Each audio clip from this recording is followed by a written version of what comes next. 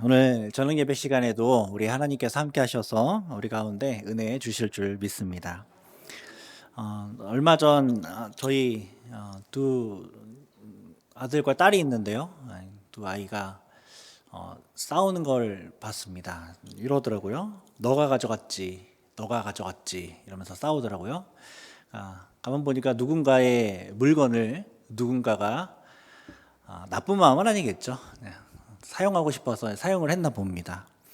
그래서 이렇게 서로 이렇게 다투고 있는데 나 안 가져갔다고, 너가 가져갔지, 나 안 가져갔다고. 저는 누구 편을 들어야 될까요? 그래서 난감해서 이렇게 있었는데 진실은 뭐 승리하겠죠. 아무튼 그래서 이렇게 같은 방을 쓰고 있어서 그래서 두 녀석에게 인터넷 찾아서 작은 이제 철로 된 금고가 있더라고요. 그래서 작은 미니 금고를 하나씩 사주었습니다. 그래서 형제 사이에도 이렇게 지켜야 될 것이 필요하겠구나 싶은 생각이 들더라고요. 여러분들은 무엇을 지키고 싶습니까? 꼭 지켜야 될 게 무엇이라고 생각합니까? 금고가 있다면 그 금고 안에 무엇을 넣고 싶습니까? 지켜야 될 건 많겠죠. 우선 기금속도 있겠고 또 아주 좋은 추억이 담겨 있는 어떠한 물건, 편지 이런 것도 지키고 싶겠죠. 그것뿐만 아니라 가족도 지키고 싶을 겁니다. 우리가 가지고 있는 평화 이런 것도 지키고 싶겠죠. 관계 이런 것도 지키고 싶겠고요. 수많은 지킬 만한 것들이 많이 있습니다. 성경에서 지켜야 될 것이 있다라고 우리 가운데 말씀을 하는데요. 잠언 4장 23절을 보면 모든 지킬 만한 것 중에 더욱 무엇을? 내 마음을 지키라 말씀합니다. 내 마음을 지키라. 성경에서 무엇보다 지켜야 된다라고 말하는 것이 우리의 마음입니다. 마음을 지켜야 된대요. 정말 그렇습니다. 여러분, 사람들이 무너지는 이유, 절망과 나락에 빠지는 이유는 상황이 절망스럽기 때문이 아니라 마음이 무너졌어요. 마음이 무너졌기 때문에 마음을 지키지 못해서 그렇게 나락으로 빠져가는 것이죠. 아무리 어렵고 아무리 앞길이 깜깜해도 우리의 마음만 제대로 잘 지키면 무너지지 않습니다. 그러나 아무리 풍요롭고 아무리 밝은 미래가 이렇게 보여지고 있어도 밖으로 봤을 때는 겉으로 보이기에는 너무너무 좋고 참 위대한 길을 걸어가고 있는 사람이라고 할지라도 마음을 지키지 못하면 그 사람이 한순간 무너져 내리는 것을 우리는 주변에서 적지 않게 보게 됩니다. 베드로전서의 수신자들은 지금 어떤 상황이냐면 정말 절망스러운 상황입니다. 핍박의 조짐이 보이고 핍박을 받고 있을 뿐만 아니라 앞으로 더 많은 핍박들이 그들에게 주어질 그러한 참 절망스러운 상황이 그들 앞에 펼쳐지고 있습니다. 안으로 밖으로 핍박받을 일밖에 없어요. 더 좋아질 일은 없고 이제 계속해서 더 핍박이 임하게 될 겁니다. 시간이 지나면 이 고난이 해결될 거라는 어떤 낙관적인 기대를 할 수 있는 상황이 아니에요. 그런 상황에 처한 교회를 향해서 베드로가 이 편지를 마무리하고 있습니다. 지금 베드로전서 5장은 마무리하고 있는 장인데 마무리하면서 뭐라고 이야기를 하냐면 너희들의 모든 염려를 주께 맡겨라. 염려될 상황이지만 그 염려를 주님께 맡겨야 된다. 이렇게 지금 마지막으로 이야기해주고 있는 겁니다. 염려가 없어야 된다고 말하는 게 아닙니다. 성도에게 염려는 있을 수가 없다. 성도 사전에는 염려라는 두 글자가 없다. 이렇게 말하는 것이 아닙니다. 염려가 있을 수 있는데, 염려가 성도라도 있을 수 있는데 그 염려를 어떻게 해야 되냐면 주님께 맡겨야 된다. 이렇게 말씀하고 있는 것이죠. 여러분, 우리가 사는 세상은 하늘나라가 아닙니다. 우리는 하늘나라를 살아가고 있지 않습니다. 불합리한 일들도 많이 일어나고 억울하고 너무 황당하고 황망한 일들도 우리 가운데 많이 일어납니다. 뉴스를 보면 얼마나 황망한 사고들이 많이 있습니까? 근데 그 사고가 우리에게 일어나지 않으리라는 보장을 우리는 할 수 없습니다. 병원 선교를 가고 병원을 다녀보면 얼마나 많은 환자들이, 얼마나 많은 죽어가는 분들이 있는지 모릅니다. 그분들이 뭘 잘못해서 그런 일들을 겪고 있는 것이 아니라 어느 순간에 이유 없이 그런 질병이 찾아오는 것이죠. 그 일이 우리에게도 일어나지 않으리라는 법이 없습니다. 아무리 치밀하고 아무리 잘 준비하고 우리가 아무리 몸을 잘 만들고 관리를 잘 해도 일이 뜻대로 되지 않는 경우가 허다합니다. 허다해요. 이런 세상에 살아가면서 어떻게 염려를 안 할 수 있습니까? 어떻게 앞길이 안 불안할 수 있습니까? 불안하죠. 염려가 됩니다. 두렵습니다. 걱정이 돼요. 우리 자녀들도 참 걱정이 됩니다. 우리 교회도 뭐 수치적으로 보거나 뭐 여러 가지, 뭐 한국 교회도 수치적으로 보거나 여러 가지 이제 상황들을 보면 염려가 됩니다. 걱정이 돼요. 이 나라도 걱정이 되죠. 문제입니다. 하지만 그렇다고 그 걱정하는 마음, 그 염려하는 마음을 방치하고 그 염려를 계속 키워나가게 되면 어떻게 되냐면 마귀가 우리를 잡아먹습니다. 이 마귀의 좋은 표적이 되는 그런 상황이 되는 것이죠. 8절 말씀처럼, 우리가 읽었던 8절 말씀처럼 마귀가 우는 사자같이 두루 다니며 삼킬 자를 찾습니다. 어떤 사람이 삼켜지냐면 염려하는 사람이 삼켜지는 거죠. 지금 저기 뒤에 이제 문이 열리고 이 빨간 카펫 위로 굶주린 사자가 이렇게 어슬렁어슬렁 들어왔다고 한번 생각해 봅시다. 얼마나 두렵겠습니까? 얼마나 무섭겠습니까? 막 이리저리 난리가 나겠죠. 지금 하나님께서는 그런 이미지로 우리 가운데 보여주는 거예요. 너무 확실하고 이 불안에 떨 만한 그런 이미지로 보여주는 거예요. 이 굶주린 사자가 잡아먹으려고 지금 돌아다니고 있다는 거죠. 틈만 노리고 있습니다. 염려에 넘어가면 이렇게 우는 사자처럼, 우는 사자가 우리를 삼켜버리는 것처럼 그렇게 마귀가 우리를 삼키게 될 거라는 겁니다. 두렵게 하고 걱정하게 해서 우리의 마음을 막 흔듭니다. 평상시에는 흔들리지 않지만 두려운 마음이 들면, 염려하는 마음이 들면, 아예 앞으로 어떡하지? 라는 생각이 들면 우리 마음이 막 흔들리게 되는 거예요. 그때 마귀가 우리를 다 삼켜버리는 거죠. 이스라엘의 초대왕 누구입니까? 사울이죠. 사울왕이 블레셋과의 전투에 앞서서 병사들이 전장에서 막 이탈하는 거예요.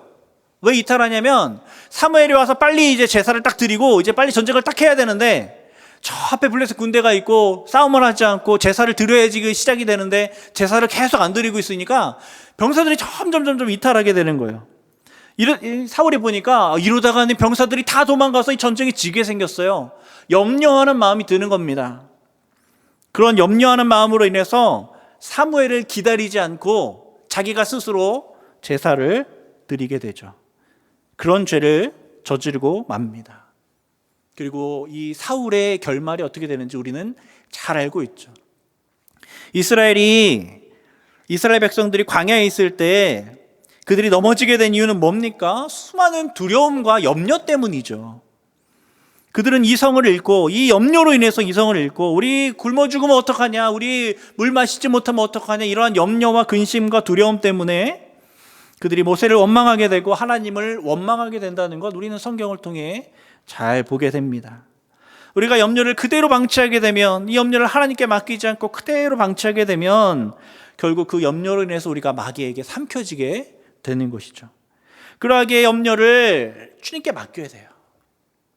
베드로가 마지막 이 교회에게 부탁하는 것, 염려를 주님께 맡기라는 겁니다. 그러면 염려를 주께 맡긴다는 게 무슨 의미일까요? 염려를 주께 맡긴다는 게 우리 안에서 염려를 딱 꺼내가지고 하나님한테 딱 맡기는 걸까요? 이 무슨 의미일까요? 주님을 믿음으로 염려를 이겨내라는 의미겠죠. 주님을 믿음으로 이 모든 염려를 이겨내라.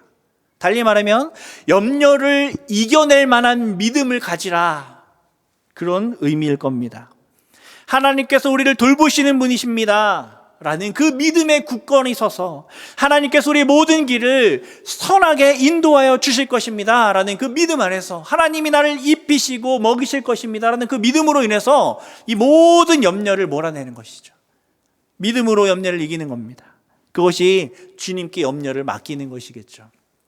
우리가 잘 아는 말씀 마태복음 6장 27절에서 34절 말씀 보면 마태복음 6장 27절에서 34절 말씀, 이 주님께서 말씀하신 겁니다. 주님께서 너희들이 어떻게 염려를 이겨야 되는지 우리에게 말씀하시는데 한번 좀 길지만 같이 한번 읽어보도록 하겠습니다. 27절부터 시작. 너희 중에 누가 염려함으로 그 길을 한 자라도 더할 수 있겠느냐? 또 너희가 어찌 의복을 위하여 염려하느냐? 들의 백합화가 어떻게 자라는가 생각하여 보라. 수고도 아니하고 길쌈도 아니하느니라. 그러나 내가 너희에게 말하노니 솔로몬의 모든 영광으로도 입은 것이 이 꽃 하나만 갖지 못하였느니라. 오늘 있다가 내일 아궁이에 던져지는 들풀도 하나님이 이렇게 입히시거든 하물며 너희일까 보냐? 믿음이 작은 자들아. 그러므로 염려하여 이르기를 무엇을 먹을까, 무엇을 마실까, 무엇을 입을까 하지 말라. 이는 다 이방인들이 구하는 것이라. 너희 하늘 아버지께서 이 모든 것이 너희에게 있어야 할 줄을 아시느니라. 그런즉 너희는 먼저 그의 나라와 그의 의를 구하라. 그리하면 이 모든 것을 너희에게 더하시리라. 그러므로 내일 일을 위하여 염려하지 말라. 내일 일은 내일이 염려할 것이요 한날의 괴로움은 그날로 족하니라. 아멘. 의복을 위해서 염려할 것 없고 먹을 것 가지고 염려할 것 없다는 겁니다. 사람들의 모든 두려움의 그 근본적인 이유 중에 뭘 먹을까, 무엇을 입을까, 이것이 가장 근본적인 염려와 두려움인데 그런 것 가지고 염려하지 말라는 거예요. 그러면 그런 것 가지고 염려하는 사람을 어떤 사람이라 그럽니까? 믿음이 작은 자라고 얘기하는 거예요. 믿음이 작은 자가 이런 것 가지고 염려한다는 겁니다. 이건 다 믿음이 없는 이방인들이 하는 염려라는 거예요. 그러니까 너희들은 믿음이 있기 때문에 그런 염려는 다 버리고 오직 뭐 하래요? 그의 나라와 그의 의를 구하라 말씀하는 겁니다. 사랑하는 성도 여러분, 우리가 염려를 주님께 맡기면 우리의 모든 걱정거리들이, 우리의 모든 문제들이 다 사라질까요? 글쎄요. 염려를 주님께 맡기면 주님께서 그 모든 걱정거리를 다 해결해 주시는지는 잘 모르겠습니다. 우리가 하나님 앞에 우리의 모든 문제를 기도로 아뢰면 그 문제들이 다 해결될까? 사실 100%라고 말씀드리기는 어려울 것 같습니다. 물론 주님께서는 많은 경우 우리를 사랑하시기 때문에 우리가 아뢰고 우리가 기도 제목으로 내는 그 모든 문제들에 대하여 하나님께서 역사하시죠. 때로는 우리의 뜻대로 그 모든 문제들을 해결해 주시기도 합니다. 그러나 모든 경우 그렇게 되지는 않는 것을 우리가 보게 됩니다. 때때로 주님 앞에 기도하면서 제발 이런 일들은 일어나지 않게 해주십시오라고 주님께 기도를 했는데 그 걱정거리, 그 문제들이 우리 가운데 그 일들이 터져 나가기도 하고 그것만큼은 일어나지 않았으면 좋겠는데 했던 그 일들이 우리에게 닥쳐오기도 합니다.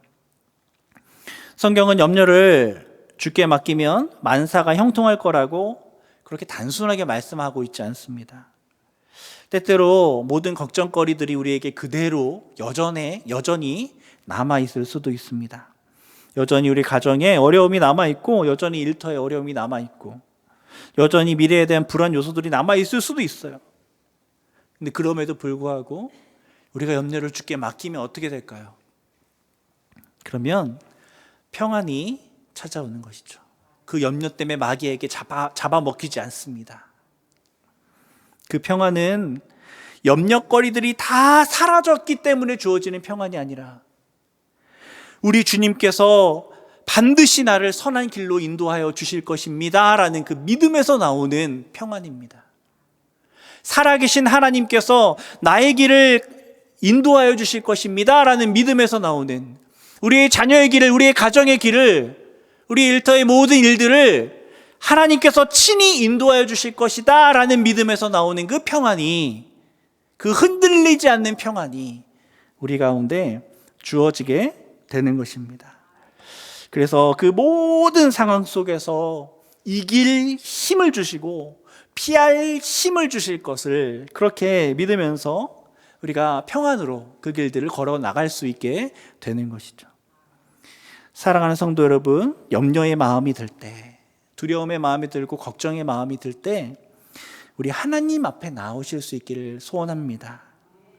이해되지 않는 어려움이 찾아와도 하나님 앞에 나오고, 그래서 기도하고 찬송하고 말씀을 펼치고, 그렇게 모든 염려들을 하나님 앞에 내려놓을 때 우리는 오직 그의 나라와 그의 의를 구하며 그렇게 나아가게 되고, 그럴 때 하나님의 일들이 우리 가운데, 우리의 삶 가운데 펼쳐지게 되는 것들을 우리가 보면서 승리의 삶을 살아가게 될 줄 믿습니다.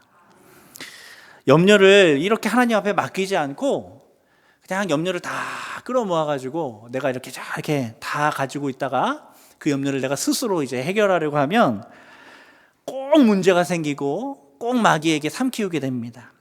하나님 만날 때, 하나님 앞에 나올 때, 그리고 우리가 그래서 은혜가 우리 가운데 필요한 것이죠. 그 하나님 말씀 앞에 서게 되고 또 예배 자리에 나오게 될 때 우리는 평안함으로 그렇게 모든 이 염려를 이길 수 있는 힘을 우리가 주님께 받고 얻게 되죠. 그래서 이렇게 염려를 주님께 맡기라고 권면한 이 베드로는 이제 두 번째로 8절에 뭐라고 이야기하냐면 근신하고 깨어 있으라라고 말씀합니다. 근신하고 깨어 있으라. 주님께서 십자가에 잡히시기 전에 제자들에게 부탁한 말씀이 있죠.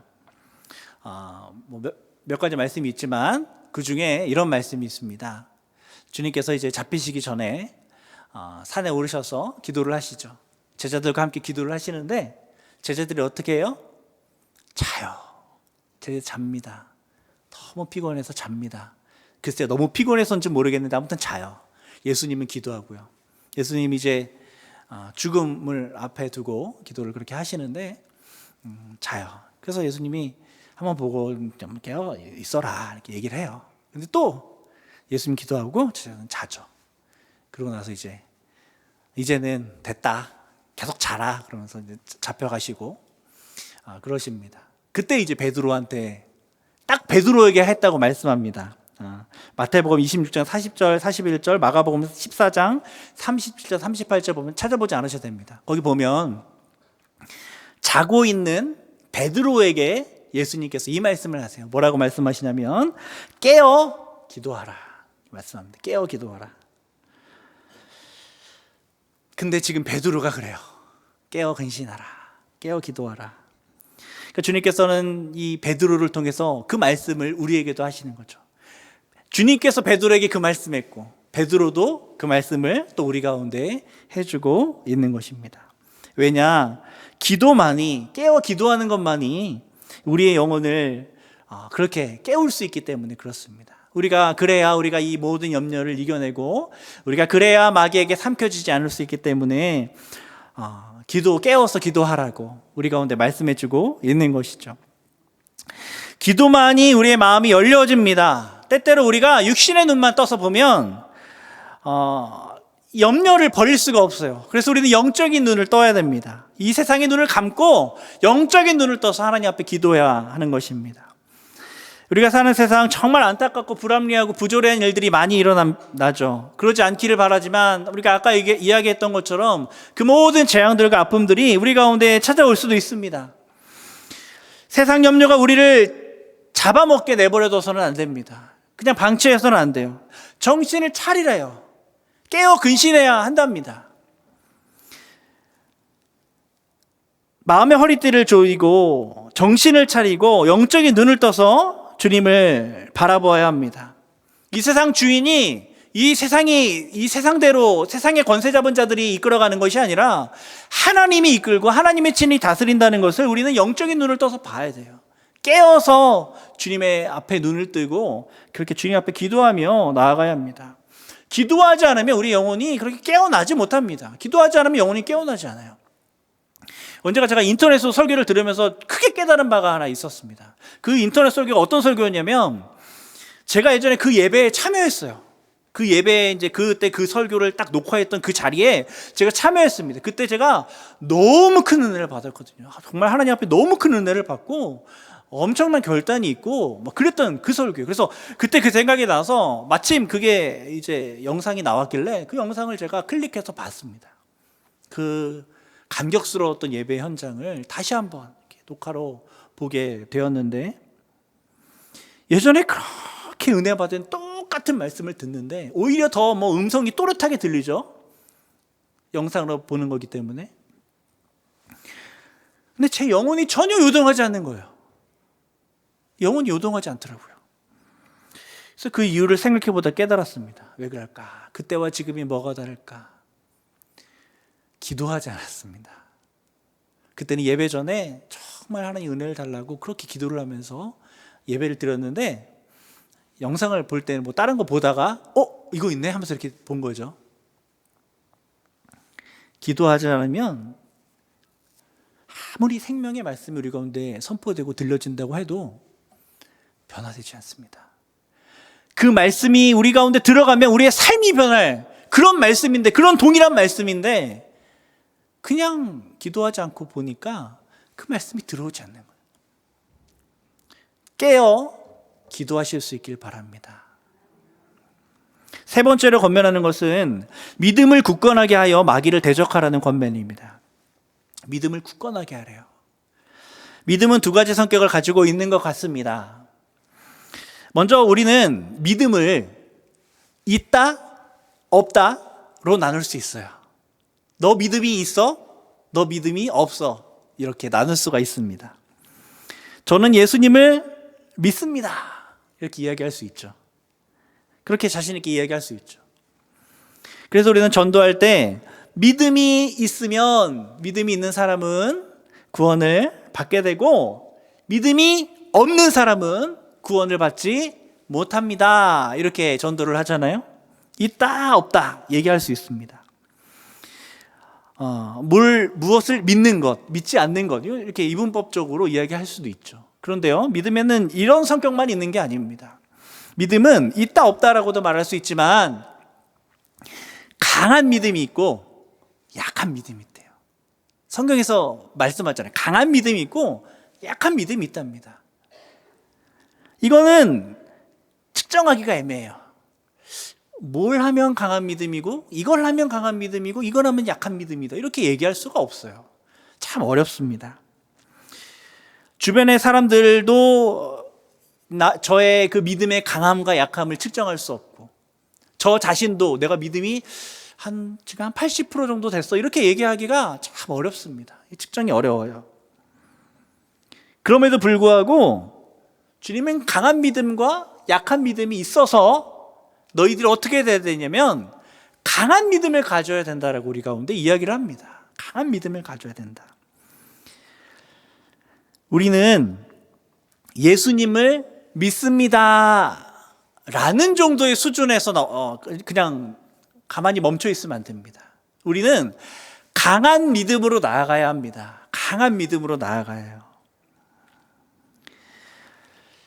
마귀는 재물에 대한 염려로 흔들고, 안정에 대한 염려로 흔들고, 수많은 의심의 상황들을 우리 가운데 이렇게 포진해 놓고 우리의 마음을 막 흔듭니다. 그래서 나한테 이런 안 좋은 일들이 일어나는 것을 보니까 하나님이 계시지 않은 것 같아 하면서 우리의 마음을 막 흔들어요. 그럴 만한 것들로 막 포진해서 우리를 어떻게 해서든지 넘어뜨리려고 마귀가 막 우리를 흔들고 있습니다. 그래서 우리는 강한 믿음을 가지고 있어야 하는 겁니다. 흔들리지 않는 강한 믿음을 가지고 있어야 되고, 그 믿음을 가지라고 지금 베드로가 우리 가운데 권면하고 있는 것입니다. 여러분, 그러면 우리가 이 강한 믿음을 어떻게 우리의 믿음을 강하게 키울 수 있을까요? 몸을 강하게 만드는 것은 매뉴얼이 있습니다. 몸을 강하게 만드는 건 매뉴얼이 있죠. 운동을 하면 되고 음식을 조절하면 되고 여러 가지 우리 몸을 강하게 만들 여러 가지 이 매뉴얼들이 있습니다. 그럼 믿음을 강하게 만드는 매뉴얼이 있을까요? 믿음을 강하게 만드는 매뉴얼 있습니다. 그 매뉴얼이 성경이죠. 우리가 성경대로 살아갈 때 믿음이 강해집니다. 성경을 알고 있다고 믿음이 강해지는 것이 아니라 성경대로 살아갈 때 믿음이 강해집니다. 그것이 우리의 매뉴얼입니다. 우리가 몸의 건강해지는 법을 안다고 해서 건강해지지 않죠. 운동을 해야 되잖아요. 성경을 그냥 안다고만 해서 우리 믿음이 자라는 것이 아니라 성경대로 살아가야 하는 것이죠. 현실 속에서 성경대로 살아가야지 우리 믿음이 강해지는 겁니다. 사도행전 16장 5절을 보면 이에 여러 교회가 믿음이 더 굳건해지고 수가 날마다 늘어갔대요. 무언가를 했더니 여러 교회가 믿음이 더 굳건해지고 수가 날마다 늘어났답니다. 그러면 요 바로 전에 16장 4절 말씀은 어떤 말씀이 있을까요? 사도행전 16장 4절 여러 성으로 다녀갈 때 예루살렘에 있는 사도와 장로들이 작정한 규례를 그들에게 주어 지키게 하니 5절 하니 이에 여러 교회가 믿음이 더 굳건해지고 수가 날마다 늘어갔대요. 여러 규례, 이게 하나님 말씀이잖아요. 하나님의 말씀을 지키게 하니까 이 믿음이 더 굳건해져 가는 겁니다. 그게 매뉴얼이죠. 골로새서 2장 5절에서 7절을 보아도 이 사실을 알 수 있습니다. 골로새서 2장 5절에서 7절 제가 읽을게요. 이는 내가 육신으로 떠나 있으나 심령으로는 너희와 함께 있어 너희가 질서 있게 행함과 그리스도를 믿는 너희 믿음이 굳건한 것을 기쁘게 봄이라. 그러므로 너희가 그리스도 예수를 주로 받았으니 그 안에서 행하되 그 안에 뿌리를 박으며 세움을 받아 교훈을 받은 대로 믿음에 굳게 서서 감사함을 넘치게 하라. 요약하면, 정리하면, 간단하게 이야기하면 하나님의 말씀대로 살아가서 믿음의 굳건함을 유지하라고 우리 가운데 이야기해주고 있는 겁니다. 믿음에 굳게 서는 것, 그것은 예수를 주로 여기며 행하는 겁니다. 성경대로 행하는 거예요. 그 안에 뿌리를 받고 세움을 받아서 교훈 받은 대로 살아가는 것, 그것이 우리의 믿음을 굳건하게 만드는 것이죠. 육신을 강하게 해야 할 때 매뉴얼대로 운동을 해야 되는 것처럼 우리의 영혼을, 우리 믿음을 강하게 하기 위해서도 우리 가운데 매뉴얼대로 살아가야 되는 것이죠. 그런 의미에서 교회는 믿음의 헬스장이 되어야 돼요. 교회는 믿음의 헬스장이 되어야 합니다. 베드로는 9절에서 믿음을 굳건하게 하여 그를 대적하라고 말한 뒤에 바로 세상에 있는 형제들도 동일한 고난을 당하는 걸 너희들이 기억하라. 이것이 도움이 된다는 거예요.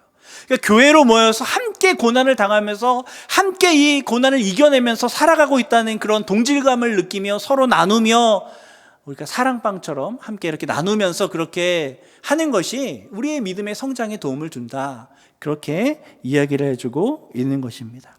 혼자 고난을 이겨내는 거 하나님 바라시는 게 아닙니다. 교회가 함께 믿음의 헬스장이 돼서 함께 이 고난을 이겨내면서 함께 믿음이 자라는 것, 그것이 바로 하나님의 뜻인 것이죠. 이렇게 교회가 믿음의 헬스장이라면 그 운동기구가 무엇이냐면 10절 말씀에 기록되어 있습니다. 그게 바로 이 고난이죠. 고난. 하나님께서 성도로 하여금 잠깐 고난을 당하게 하십니다. 그리고 그 고난에도 불구하고 함께 모여서 그럼에도 불구하고 하나님의 말씀과 기도로 그렇게 하나님을 의지하면서 그렇게 나아가게 하십니다. 그럴 때에 이 고난이 우리의 운동기구가 되어서 우리의 믿음을 강하게 하고 하나님 나라 역사를 나타내고 드러낼 수 있는 승리하는 성도로 서 있을 수 있다라고 하나님께서 말씀하십니다. 이제 말씀을 맺으려고 합니다. 베드로는 고난을 당하고 있는 교회를 위로하고자 이 편지를 썼습니다. 그런 그들을 향한 베드로의 마지막 단부는 모든 은혜의 하나님 곧 그리스도 안에서 너희를 부르사 자기의 영원한 영광에 들어가게 하시니가 잠깐 고난을 당한 너희를 친히 온전하게 하시며 굳건하게 하시며 강하게 하시며 터를 견고하게 하시리라 라는 하나님의 말씀입니다. 하나님께서 친히 하시겠다라는 그 위로의 말씀입니다. 그러니까 고난 가운데서도 염려하지 말고 믿음으로 굳게 서서 이 마귀를 대적하라고 우리 가운데 말씀하십니다. 너희가 염려를 다 하나님 앞에 맡겨놓으면 하나님이 친히 역사하셔서 싸울 테니까 너희는 염려하지 말고, 자꾸 두려워해서 자꾸 마귀에게 틈을 주지 말고 그렇게 믿음에 굳건하게 서서 그렇게 하나님을 의지하며 나아가라고 우리 가운데 말씀하시는 것입니다. 실제로 초대교회는 그 고난을 통해서 극심한 고난이 초대교회에게 임했지만 그 교회가 무너졌습니까? 전 세계 가운데 이 하나님을 믿는 믿음이 퍼져나가게 되고 교회는 확장된 것이죠. 고난을 통해 교회는 무너지지 않습니다. 결코 무너지지 않습니다. 환경 때문에 교회가 무너진다고요? 절대 무너지지 않습니다. 세상이 어떠해도 교회는 무너지지 않습니다. 역사가 그랬고 하나님이 그렇게 말씀하십니다. 그러나 우리가 마음을 잃고 우리가 염려에 잡혀 먹게 되면, 우리가 믿음을 키우지 않으면 그때는 교회가 무너질 수도 있습니다. 어떤 고난, 어떤 어려움이 있어도 그것을 우리 하나님 앞에 맡기며 하나님의 권능을 의지하며 그렇게 믿음으로 살아가 승리의 삶을 살아가는 저와 여러분 되기를 간절히 소원합니다. 기도하겠습니다. 아버지 하나님, 이 시간 우리가 하나님을 의지하며 나아갑니다. 하나님이 우리의 삶의 주인 되시며 우리의 교회의 주인 되시고 우리의 가정의 주인 되시고 우리의 자녀들의 인도자 되심을 믿고 의지하며 우리가 이 시간 하나님 앞에 나아갑니다. 우리 안에 있는 두려움, 근심, 걱정, 염려들 주님 앞에 다 맡기게 하여 주시고 우리가 흔들리지 않는 믿음으로 서서 주님이 맡겨주신 사명 끝까지 잘 감당할 수 있는 우리 모두가 되게 하여 주옵소서. 주님께서 말씀하신 대로 우리의 삶 가운데 온전히 이루실 줄 믿고 감사드리며 예수님 이름으로 기도드립니다. 아멘.